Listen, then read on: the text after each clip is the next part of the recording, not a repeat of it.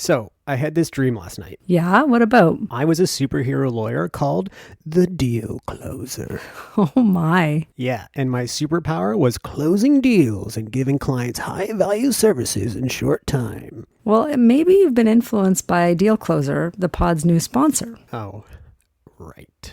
I mean, it makes sense. Deal Closer does have a superpower vibe. It helps lawyers close deals, bill, and collect faster. It's all coming back to me now. They offer document management, collaboration, e-signing, and really easy comparisons between versions. That's right. But to be clear, I do support your superhero aspirations. I mean, you're close already. And maybe while you get there, you can use Deal Closer. It's time I work with one of the fastest growing transaction management companies in North America.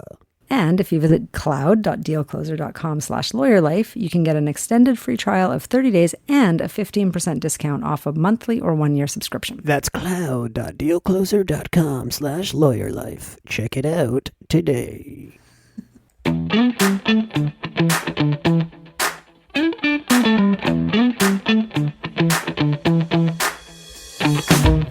Welcome to the Lawyer Life podcast, where we seek to navigate our days with a little less stress and ideally a lot more fulfillment. In this season 6, we focus on resetting our lawyer brains. On today's episode, we discuss robot lawyers. We ask whether lawyers can put their identity aside and still sustain a career in law. I'm Mike Anderson. And I'm Darlene Tonelli. I'm just smiling so much. We did a great intro time again. This is wonderful. Mm-hmm. We're on a roll, everybody. We might set a record. Hi, Darlene. How are you? We are. And we also talk about it a lot more than we used to. We're so pleased about it. One of the weird things about me, there are many, but I am so pleased when things work perfectly to time. I remember in law school, there was like one of those sessions that was like everything you need to know about X in 60 minutes. That was the name of the session. And my friends and I, maybe we were being like the bad kids in class, but we sat at the very back of the lecture hall. And when the instructor or prof started speaking, we had a huge clock on our laptop and we pressed go. And she was going through this whole thing. It was great. It was captivating. Literally to the second. She said, "Thank you very much, everybody. 60 minutes, spot on." And we could not handle it. It was like the best thing in the world. It was so great. This is sincerely the most Mike Anderson of all the Mike Anderson stories you've ever told. So when we hit the intro, it's just a small dose of that amazing feeling we got. When it's good though. Man, it was so good. It's very good. Yeah. And I do find that even with client work and things, if you say I need 15 minutes and you do 15 minutes, it's so rewarding both ways. You know, it's part of keeping your word. Yeah. I also, probably one of my best talents is like being away from a clock for a long time and being like, I bet you it's 4:22 in the afternoon. And it's usually, my wife gets so mad because I'm usually like within a minute or two. So anyway, I guess I have a lot of time related passion interests. Yep. Who cares about this though? What's going on? Tell me about you, Darlene. I'm good, as always, excited for Friday, excited for this recording and this topic. I'm pumped about this topic. So season 6, I've said it, I've said it again. We are focusing on, preconceived notions, narratives, things in the profession that we take for granted. And actually, when we dive into them, we might learn that the opposite is true. And today is we've had some great discussions already that have been challenging and fascinating to us. And I think stuff that we've been thinking through even after the episodes. And today is going to be a great one too. And not only do we have a fantastic topic, which is whether or not lawyers actually need to acknowledge their own identities as they practice. But we also have, the Lawyer Life podcast guest, the most reoccurring guest we've had, the member of the family, the Sara Robertson on the podcast today. That's very exciting. So why don't we kick it off? I will introduce Sara, and then we'll start the conversation with our resident expert of so many things, including how our brain works. Okay, so after experiencing severe burnout in her former career in management at one of Canada's 50 best managed companies, Sara went on a mission to build a new life for herself and found a calling in teaching others that there is a better way to live and work. In 2015, she founded Lime Horse, a professional education company with a focus on the legal profession, offering online and in-person training in mindfulness, emotional intelligence, organizational development, and peak performance. She is a faculty and advisory board member at the University of Toronto's AMM Mind program, co-chair of the Ontario chapter and CLE Planning Task Force, member with Mindfulness in Law Society, and performance specialist at Mindful Gateway Consulting. She is a contributor on Thrive Global's special section on overcoming lawyer burnout. Sara is passionate about helping professionals build resilience and cultivate purposeful work. She has worked in diverse environments such as academic, corporate, and professional sports as a certified flow coach. Oh, I love it. I love it. I just want to talk to her about flow all the time. She has developed and delivered training for the Canadian Olympic and Paralympic teams, the Toronto Maple Leafs Development Camp, and the Toronto Marlies. Sara is a master's candidate in applied neuroscience at King's College London and a research assistant with the Regulatory and Effective Dynamics RAD lab at the University of Toronto. She is also a dear friend of ours, Sara Robertson. Hello, friends. Hello. Hello, welcome back. What a bio, Sara. I feel like every time I'm having a day where I'm just like, oh, I did nothing, I should just go back to listening to Mike read my bio. Just call me. Yeah. Yeah, Remind just me call that him. I've done stuff. Yeah. I will call your phone and just leave a voicemail of your bio and then just save it and recall it whenever you I think that sounds like a great idea. Okay, deal. It's quite the bio. And I mean, we always call on you because you have such a nuanced view. And really, your bio explains why. You look at things from a bunch of different angles. You've got the mindfulness angle, neuroscience, business experience, understand lawyers. So we're going to, as discussed, talk about pretty deep issue today. And honestly, Mike and I did not feel comfortable talking about it without bringing you onto the podcast. We're like, someone is missing. We have to bring Sara. We got to get this done. So thank you for coming. It's a big topic. I think we're hopefully going to go on a little bit of a journey through trying to understand how this may apply to the legal profession and why people should care about it. Yeah. So let's take dip our toe in the water here, Darlene, to start, you and I. We're talking about robot lawyers and whether lawyers can put their identity aside and still manage to sustain a successful, fulfilling career. So to start, you and I, practicing lawyers, have had times in which we have been challenged to do so, right? Given a file, given a matter, and have to think, does this align with who I am, my morals, my values, my, history, my own story, my, all these things that make up who we are, our souls, these sort of things. Do you want to speak generally how that feels and what that does to somebody?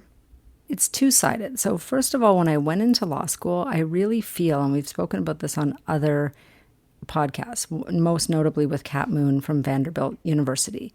We spoke about this thing that happens in law school where this moral inquiry is kind of stripped out of law. I don't think that we ever really deeply inquired about what side of the issue a person would be on, or how would you deal with it if you were on the wrong side of something when you can't just get off of it. So I think there was sort of this illusion that you'd get to choose your cases, which is not a fact for most lawyers.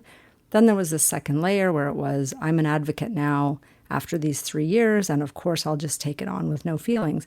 And I did come right into contact with that early in my career, I think luckily, honestly, because one of the first big files that I was on, I had actually asked in the department to not work on a particular type of file because I knew it was not my thing. And it happened that, the work came and there was no one else to work on it and I had to do it. And I was on it for years. And I learned from that experience that it did matter to me, that I was not a feelingless, empathyless advocate and that my principles remained intact. So I think that was the other shock to me, which was you can be, doing your best work, winning, and not feeling good about what you're doing from a principled perspective. Mm-hmm. So that I did have that experience, and it was very personal to me. I think many other people would not have that experience. It wasn't It wasn't a truly morally objectionable file, like to everyone. I think some people would find it that way and some wouldn't. So what, do you have a similar experience, or does that resonate at all? Yeah, totally. Mine's actually story is so early in my, days. I wasn't even a lawyer yet. I was still a student, and I was just asked to contribute research to a certain file that I just really felt like, it was basically, it was a David and Goliath type story, and we were advocating for Goliath. And I just kind of felt like I just thought about the David in this situation and that person's life and how it was going to be impacted by a victory on our side, which, obviously I worked toward with the research. But I just was like, I don't want to be in a position where I'm handed this sort of stuff and know that I am making an impact on an individual's life that I just don't want to happen. Like, I didn't want to be part of that team pushing for that thing. So I felt this, and it shaped early, the way I saw myself building a career. So that's what led me, I think, to make a bit of a pivot. I think that this episode follows very naturally on our prior episode about hacking it and toughing it out, because I really think that so much of what we dealt with in that episode was about, what does it mean to hack it? And I think one of the very not often discussed things is, what is the long-term effect of working on the opposite side of your morals and principles? And that is what we need Sara Robertson to tell us about and to help us out with. Yeah, and so just before I deliver ourselves over to Sara, when we talk about the robot lawyer and the narrative that's built in law school and in firms and otherwise, it's that lawyers should have the ability. It's a key ability to not get involved emotionally. Let this right. sort of thing pass through you, almost like this is someone else's problem. Your job is to advocate. But you're just kind of this vessel. It shouldn't. You're not. It's not you. You're not involved. So it shouldn't. Really cause a weight to be on your shoulders. It shouldn't affect your life, right? Because you're just going in, and there's a problem on a piece of paper, or there's this thing that has to be solved in court, and you are just going to apply your skill set and then get out, and it's done. And so, Sara, what is your view on that? On is that possible? Is that achievable? Is it problematic? Oh, geez. I mean, this is such a big topic. So as we're getting into it, one thing that I want to be clear about is when we're talking, and this is going to be talking a little bit in generalization. So, it might apply, like you guys had discussed, like some lawyers, it's hard to sort of say, who and under what circumstances. But in general, when you're speaking out about having this ability to be able to kind of have this detachment from your actions, say in your career or at work or in any other domain in your life, and expecting that you're going to be able to sort of separate your life domains. All the evidence points toward that not being achievable. For a period of time, you might be able to try and function that way, but what it really ends up leading to is creating a situation that leads to like a cognitive dissonance. So where your actions are out of alignment with your beliefs, morals, values. Cognitive dissonance, for anyone who's not familiar with it, was proposed by a researcher named Leon Festinger. So basically what he says is that when we're in a state where where our actions are not in alignment with our beliefs or morals or values, or basically we're not doing what we said we were going to do, what occurs is that it creates a type of psychological distress. And because our brains want to be integrated, like we don't like separation, don't like ambiguity, and it creates this psychological distress in the sense that there has to be some sort of mental effort that goes towards going from this dissonance to a state of consonance. And in all of the research that's been done, at least by Festinger and his associates, was that this leads to having to have some forms of either rationalization, effort justification, avoidance, or denial, and that this actual process of bringing yourself back into consonance, it almost creates similar to what you would see in a bit like a trauma response, like the amount of psychological distress that occurs in sort of reconciling these opposing factors in life, particularly over the long term, has a similar effect to what we're seeing like other types of long-term chronic stress, which would explain, some of the contribution probably to the, negative mental health outcomes that we see in the legal profession. Talk about cognitive dissonance. The pool of lawyers who enter law school, certainly a good chunk of those people are people with a strong sense of justice, or people who are going to law school to make change or to, make a difference. Really, Mike and I have spoken about that a lot on this podcast. And when you leave after 3 years, most are not doing that, or, not as many as came in to do it. Let's put it that way. And then you take this pool of people who have this strong sense of justice and put them into an environment where that's not really helpful based on what you're told. In a lot of corporate law environments anyway, certainly could be if you're practicing social justice law. But even, I don't think any law area is immune. Do you, Mike? Like, can you get well, I don't know. What do you think? I mean, I might surprise you, but I have not practiced every single area of law.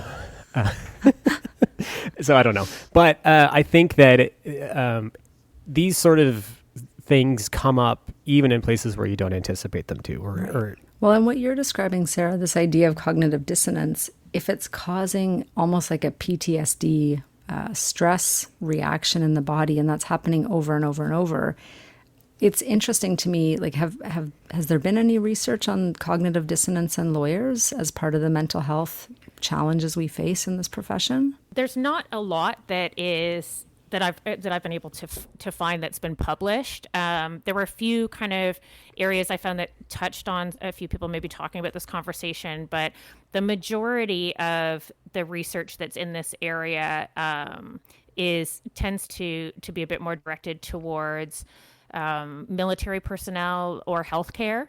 Is more in those areas, and then sort of says, oh, well, this could apply to other professions, like, law is one of them that has been brought up. But in general, I think the sentiment is that if we're talking about anything that could go under the category of being like a public service profession that provides some sort of public service, that it might be susceptible to this type of scenario.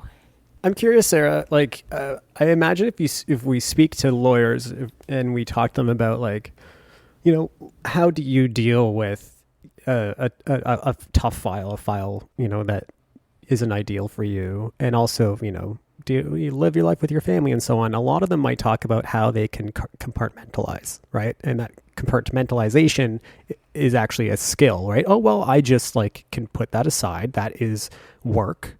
And believe that is something that actually is positive and helps. Is in your view, is that true? Is that just like a fancy positive brand spin on cognitive dissonance, or is there something there? There are a number of different factors that could contribute to something like this. Mental health outcomes or issues tend to be kind of heterogeneous in nature, meaning that they have a lot of different potential causes, and it's hard to say to some degree like how much of it's endogenous, meaning it's like internal to the individual, and how much of it's the environment. So it's the part that's hard to answer that question, Mike, is that it kind of could say like it depends on the situation and it depends on the lawyer. It seems that the lawyers tend to have high rates of what would be called neuroticism on personality traits. That tends to express itself as higher levels of anxiety, rumination, self-consciousness, risk aversion, perfectionism, and that the individuals that do score higher on those levels of neuroticism are more susceptible to these sorts of kind of cognitive or internal conflicts, and that tends to express itself in sort of avoidance coping mechanisms. So there's actually some interesting research that suggests that these avoidant behaviors could, lead to higher levels of, say, like alcohol or other substance abuse. So I also kind of always question too when someone says like, oh, I'm really good at compartmentalizing, like how honest they're being about that as well. What their family might say about that as well. The impetus in part for this podcast came from a newspaper article that I saw, which I can't remember where it was, but it included this term moral injury. And moral injury in that context was speaking about healthcare workers and describing basically how there's a type of trauma that is caused to healthcare workers when they know what is right for a patient, but they can't do it for whatever reason, because it's institutional constraints, cost, etc., access.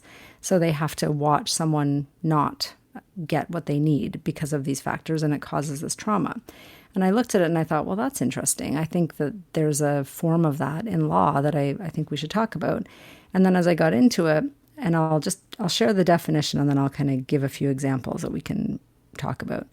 So moral injury refers to, this is from Wikipedia, so I didn't go deep on this for the pod, and we are not experts on this topic, but we're introducing it basically today, or I'm not an expert.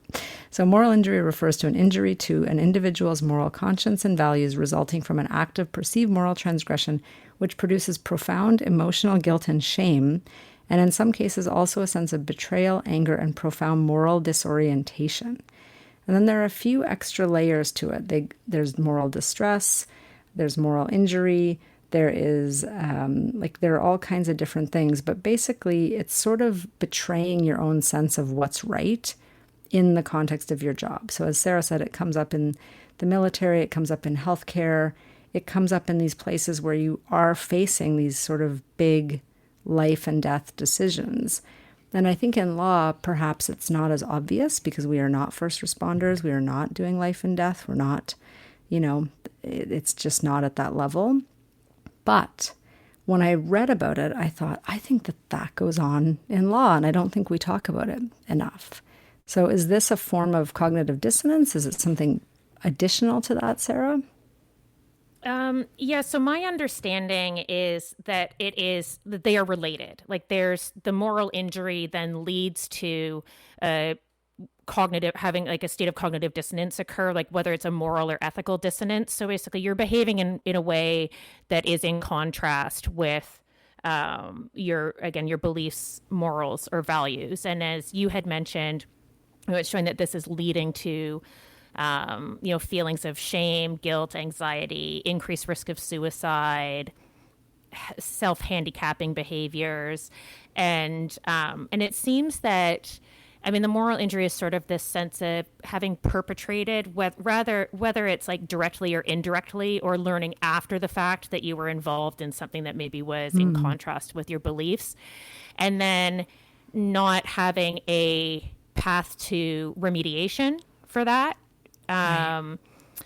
So it's sort of, you're sitting here with this thing that has, violated your understanding of, how you maybe understand the world or your identity or your place in it.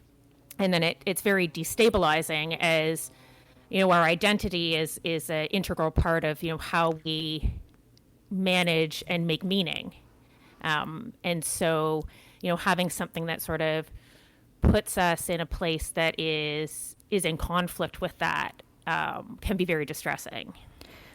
And then in the doctor context, the thing that they were talking about, which really spoke to me for lawyers, was also this idea that they get caught in these double and triple binds that they said between their obligations professionally, their own student debt, the requirements for patient load through the hospital, a number of procedures performed which aren't optimal.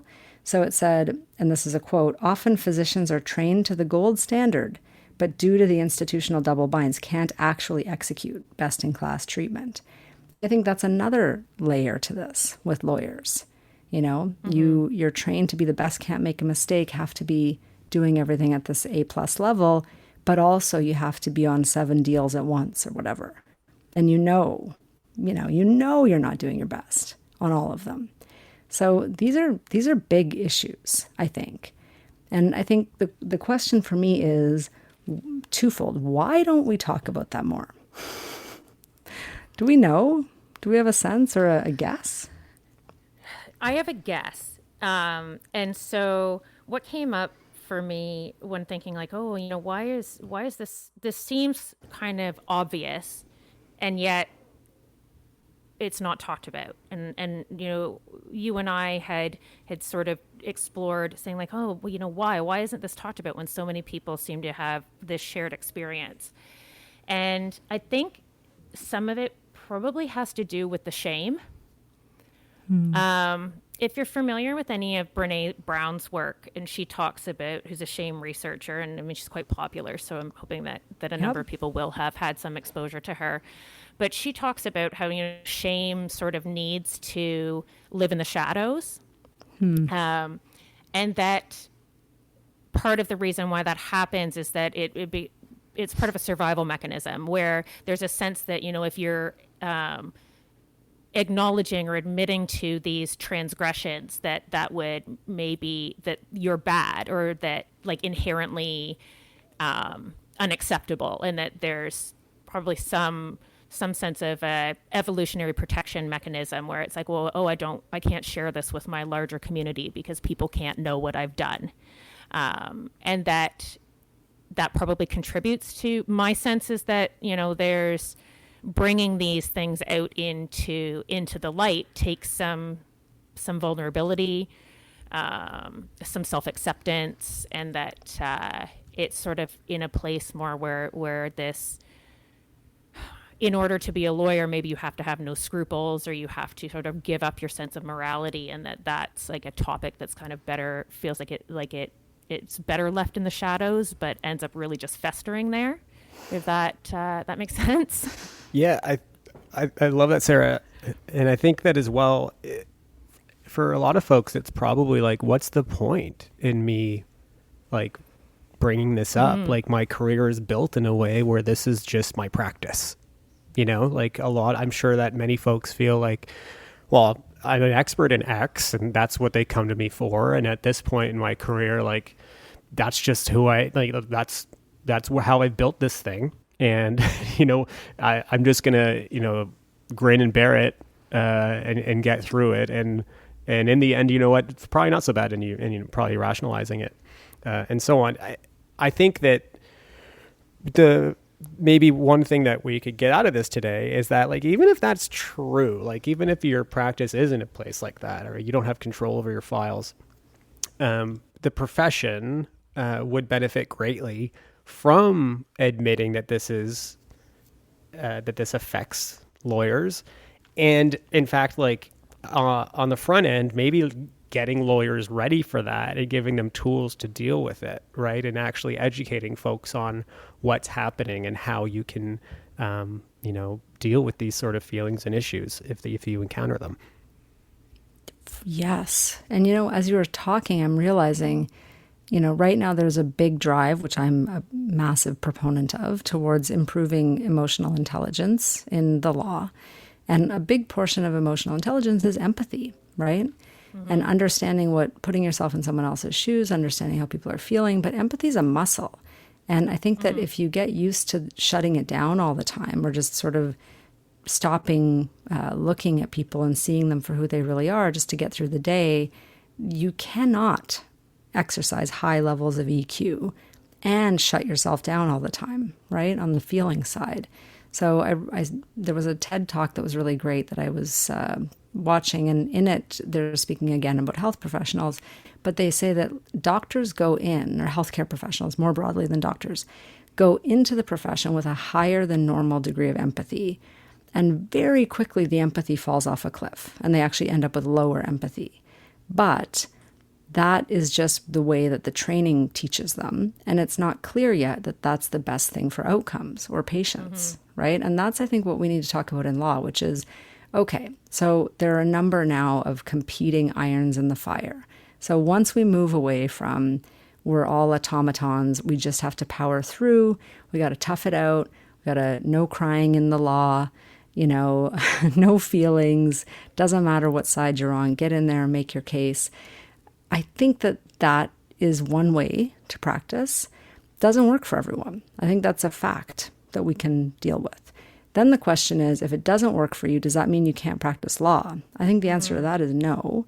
And I think there can be better client and lawyer outcomes if we equip people properly to be empathetic advocates, you need empathy. You need empathy to understand what the other side needs to close something properly, to settle something, to do, to make the right argument that the judge needs. Like, empathy is not something you can just, through 20 years of shutting feelings down, get rid of and still be at the top of your game. So we do need to talk about it. And I think we need to Mike's point, start training people early. Start talking about it. Don't be afraid of it. Sara, good point about things being in the shadows. I think there is a reticence to talk about it. You need an adversarial system. You need an advocate on both sides. Like, these things are true the way that the structure is. Mm-hmm. It's the same about negotiating an important deal or whatever. I think that what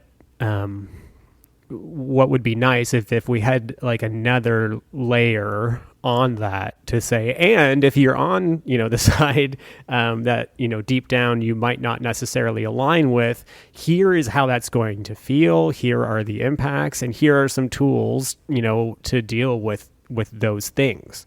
I think as well, like, some folks might say, whatever, like, I'm fine where I'm at, and I'm able to deal with it. But for me, it just kind of feels like everything builds, right? So if you're just burying stuff over and over and over again, at some point it's going to manifest itself in some way. And if we're trying to champion lawyers to be fulfilled and have long careers, one thing that will be important is like dealing with this major issue that's in your practice routinely. Like, to just ignore it feels like, frankly, a lost opportunity. And also, that thing, as Sara used the perfect word, can fester, right? It seems, maybe it's just like a small cut, but if you ignore the small cut, it can fester, become infected, and then you're out, sooner than you otherwise would be from the profession. And so I'm super glad, Darlene, that you brought this up today. And Sara, your expertise is just like the best. And I just wish we could talk all the time. So it's true. We covered a lot. Yeah. Covered a lot of ground. Yeah. It's a lot to think about. I don't think this can be our last episode on it. I think this is really just a scratching the surface of, put the question out there, learn a little bit, and think about it. I think if there's anything like I wanted to say as like a last comment would be, if if you're in a position in your career where you feel like you need to sell your soul in order to do your job, that's kind of that's like a canary in the coal mine situation as far as I'm concerned. Yeah. Well, and it's actually quoted in some of this literature that the remedy for example, military personnel who come back from war zones is a soul repair. That's actually how they characterize it. So we do use the phrase soul crushing a fair bit in law. I mean, we just leave them crushed. We just leave them crushed, and nobody ever says like, "Hey, how's your soul doing over there? You good?" That's not a question that we ask. And when we're talking about we ask, it's like within the profession. Many of us leave, or many lawyers leave the profession entirely without that question ever being asked, and with the individual being the bearer of this burden, thinking, "Oh, I didn't make it," But it's like, well. Maybe there's a systemic problem too. Lots to think about. So I think for the purposes of today's conversation and wrapping it up a bit, I think that, what we have seen through what Sara's delivered and what Darlene's brought to the table is if we look at the question, can a lawyer take themselves out of their work? Can they just remove their morals and principles and values and just be the advocate that we're told to be in law school at the beginning? Is that possible? For many, it's likely not. And maybe to, always resetting our lawyer brains, turning the profession upside down a bit here in this season. I think the thing that we've learned, or at least that I've learned today, is that acknowledging how difficult it can be to take on another person's problem when you're fighting for a solution that you might not inherently believe in. And that's a hard thing. And if you're doing it, acknowledging that and starting to find ways to deal with it will be imperative sustaining your career and hopefully becoming fulfilled in it in some way. Sarah, thank you again. Are you going to stay on for our goods and grapes today? I am. Okay, good. Perfect. Okay, so we will be right back with our goods and grapes.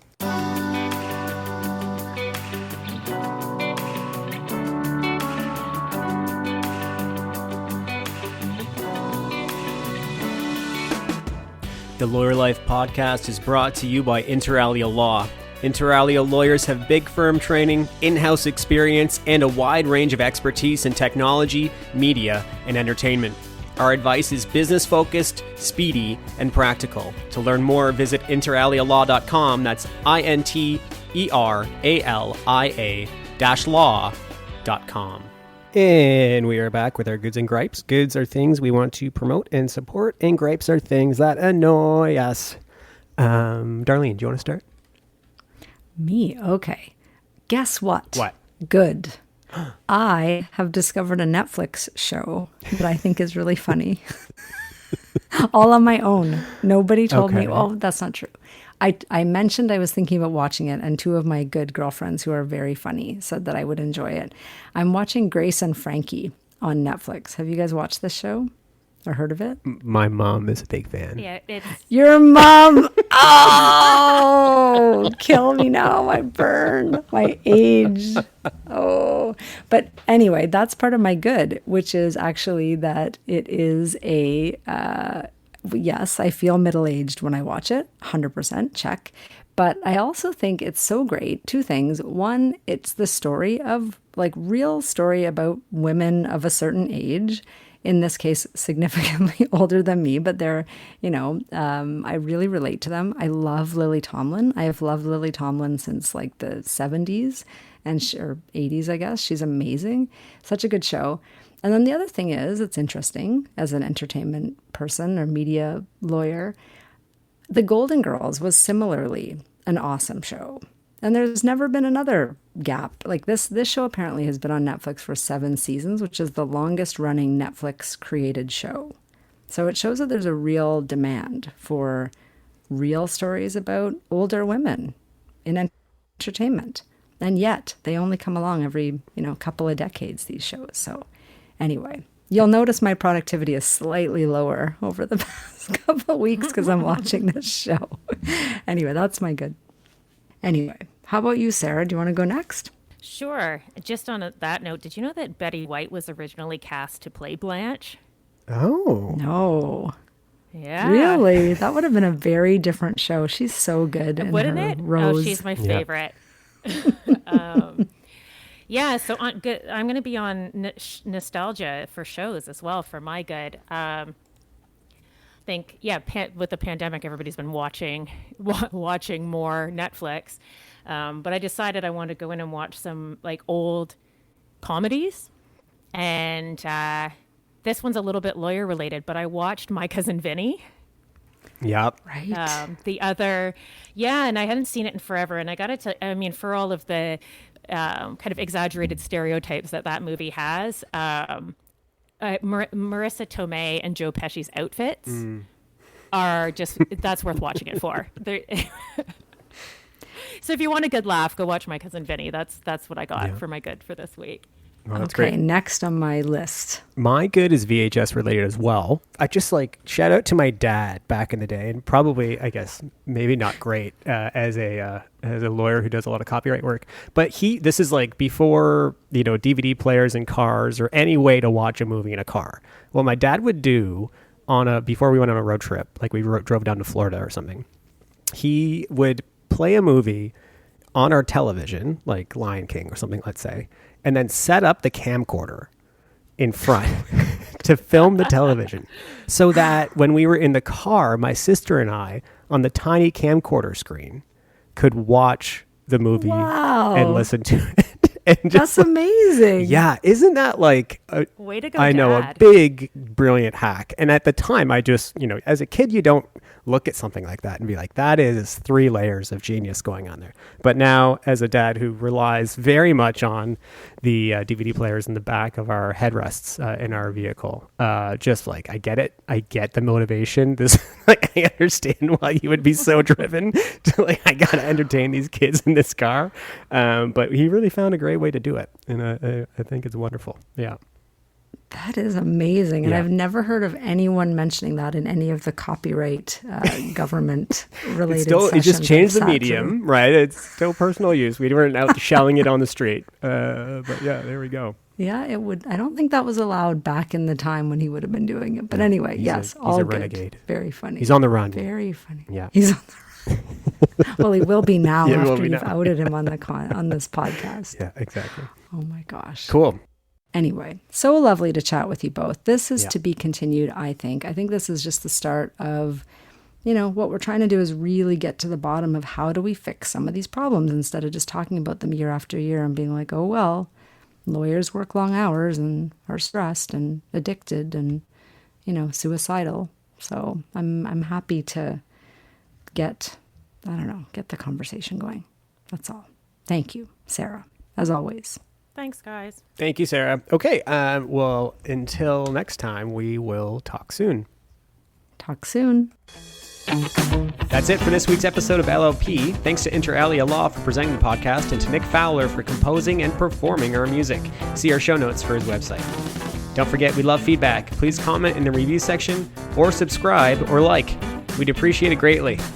That's it. Talk soon.